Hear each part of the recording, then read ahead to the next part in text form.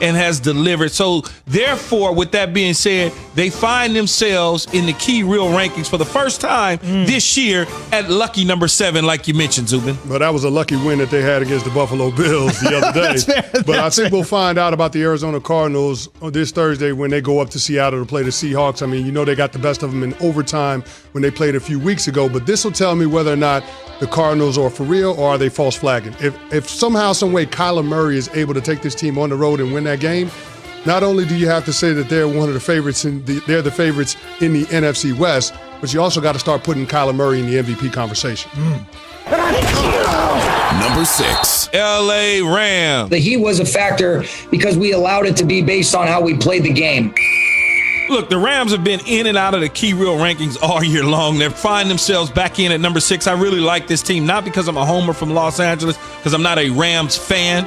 I just think that if they could somehow continue to keep Jared Goff clean and upright and not allow him to make the same mistakes he made against the Miami Dolphins with Cooper Kupp and Robert Woods and Aaron Donald and Jalen Ramsey, they certainly can make some noise because some of these guys on this team were on that Super Bowl team. Sean McVay has some major experience now as a head coach in the National Football League. He doesn't have to lean heavy on Wade Phillips anymore, who's not there. So I think this team is one of those real teams that's going to hover around the NFC West and into the playoffs toward the latter part of the year. The only thing that keeps me from going all in on the Rams is Jared Goff. I just don't trust him. It's almost like you're waiting on the other shoe to drop. So far, we've gotten good Jared Goff this season, but I think that's because of the defense and how they're playing. Sean McVay doesn't have to ask his quarterback to take a lot of chances. So defense is legit. Second-ranked defense in the National Football League. They're a for-real team. How far they can go depends on their quarterback.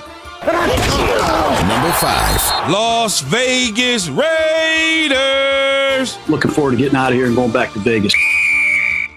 Vegas. Now, despite what you may think, I think about John Gruden.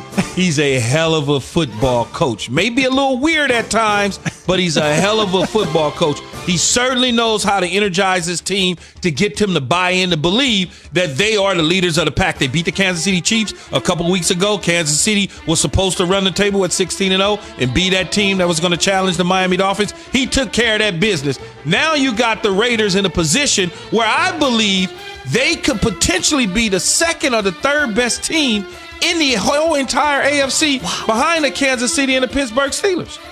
Wow, that's a strong statement. It is, strong statement. Number 4, Green Bay Packers. RELAX. Relax. He continues to say that without saying it because every time that the Green Bay Packers have a hiccup, the first thing everyone says is, he needs to go get a receiver. Oh, I can't believe this. Stop, chill. Aaron Rodgers is the quarterback. He knows what he's doing. He's got his team into the NFC Championship game at 13-3 a year ago. He has them on the verge and the brink of going back to the NFC Championship again this year. They're going to win the division. I know Minnesota is playing better. I know Chicago hasn't figured it out. Detroit is Detroit. They're going to wind up getting possibly that first-round bye if the New Orleans Saints come back to them. If New Orleans can't continue to win, I think when you look at it, it'll be the Green Bay Packers with the number 1 seed out of the NFC. And Aaron Rodgers will have people in Green Bay in minus weather in the month of January. Imagine that. With no receivers. Number 3, New Orleans Saints.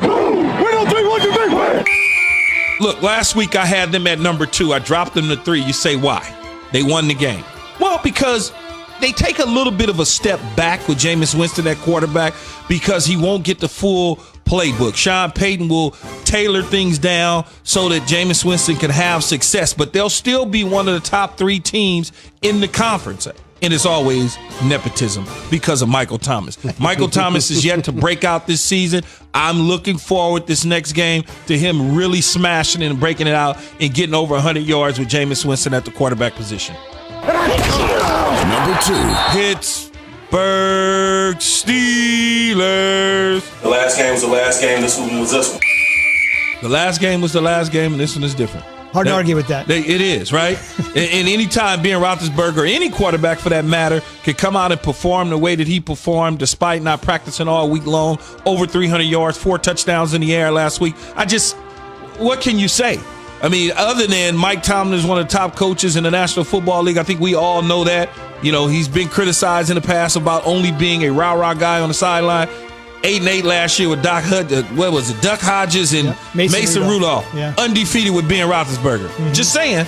All I'm saying is you got to watch out for Pittsburgh. Number 1. The Kansas City Chiefs. This is chefs, easy, depending on who you asking. I'm going to go get the biggest cheeseburger you've ever seen. Prime, the biggest one. And might be a double. Cheeseburger, chef, all go together for Andy Reid, I'm sure. But when you look at it, Big Red Andy Reid has this team playing fire hot right now. I think this offense and Patrick Mahomes has pushed himself way past Russell Wilson for the MVP conversation. Russell Wilson early on in the year was a favorite. He since has slid all the way down to number 5 for me. Kyler Murray's passed him up. But when you talk about the Kansas City Chiefs and all the different weapons and just what they do, the defense playing better, Andy Reid is one of the top coaches in the National Football League. Got his first Super Bowl victory last year. I don't see why they couldn't repeat again this year unless the Raiders get them. How about that? The Raiders already have one game in hand. And oh, by the way, Sunday Night Football this week, Kansas City at Las Vegas. So a measure of revenge perhaps for the Chiefs, or maybe the Raiders say, hey, not only did we beat you one time, we've got your number. Want to quickly mention 7 minutes from now, Giannis gets a little bit of help that he's been asking for.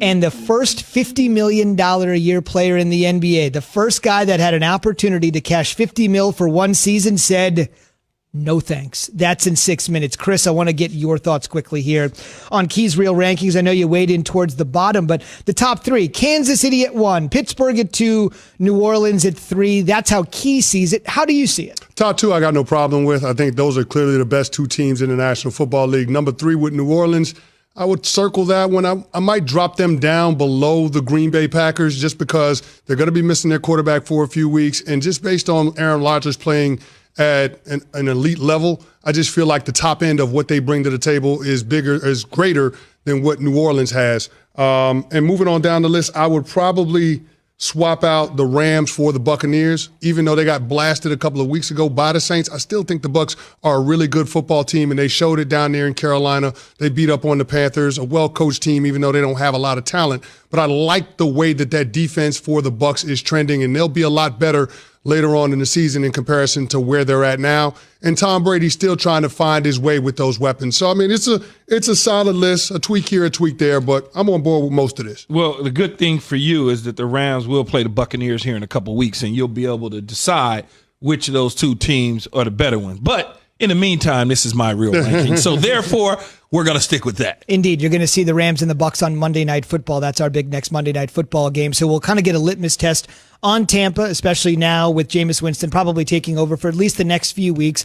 And the Bucs sitting there right now at 7-3 with the Saints at 7-2, with the reminder that New Orleans has beaten them twice already. So they have that tiebreaker game in hand if it comes down to it at the end of the season. Yes.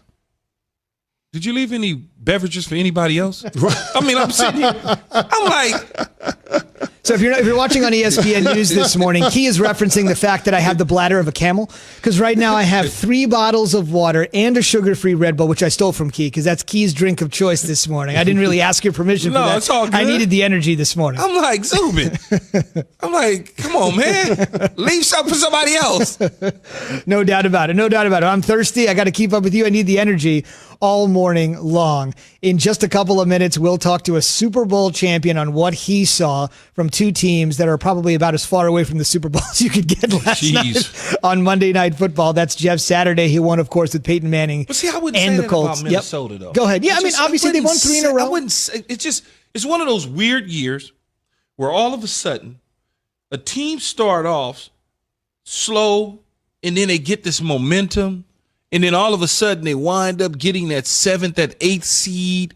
Think about what Tennessee was able to do last year, 9-7. Sneak in, Tom Brady's career in New England. And then beat the hottest team in the league, Lamar Jackson. Yes. And then all of a sudden the momentum goes, and then you look up and they're in the playoffs and they're playing, and then all of a sudden you're like, oh my God.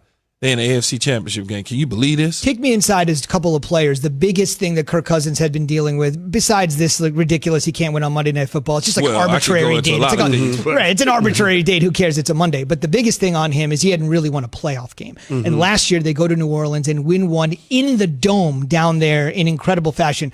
When something like that is lifted, understanding that was just a wild card game, if something like that is lifted and the next time around you're in, what does that do? It certainly helps you, right? It because you've been there before. You know what the temperature is. You understand the speed of the playoff game. Because when you think about it, from the preseason, which they didn't have this year, to the regular season, as you start to get out of the regular season, the speed of the game just heightens. As you get into the playoffs, things just all of a sudden, man, it's faster, more detailed. You're more laser focused. All of those sort of things, and you miss the next time you get back, it's more to it now. Now you know what to expect. I understand what's getting ready to happen. I understand the environment. I understand the importance of it. So the second time around, third time around, you tend to deliver. Yeah, confidence comes from demonstrated performance. And to Key's point, when everything gets faster, you have the emphasis on being able to execute, especially in situational football. So third down, red zone, 2 minute, all of the little things, those add up to be big things, especially when you're going up against better competition. So Kirk Cousins going down to the Dome and being able to win a playoff game on the road, that's a lot of confidence. The guys in the locker room are going to believe in him if they are able to find themselves in that situation. And with the expanded playoff field, anything can happen in the second half. This team is going in the right direction. Oh, yeah, I forgot it's expanded. Yep, 7 teams this year in each conference where only the top seed will get the bye. And to Chris's point, which is a great one, if the Vikings do sneak in, they'll probably be like the 6 or 7, so they're going to have to do it on the road the way they did a year ago. Think about it, Coach.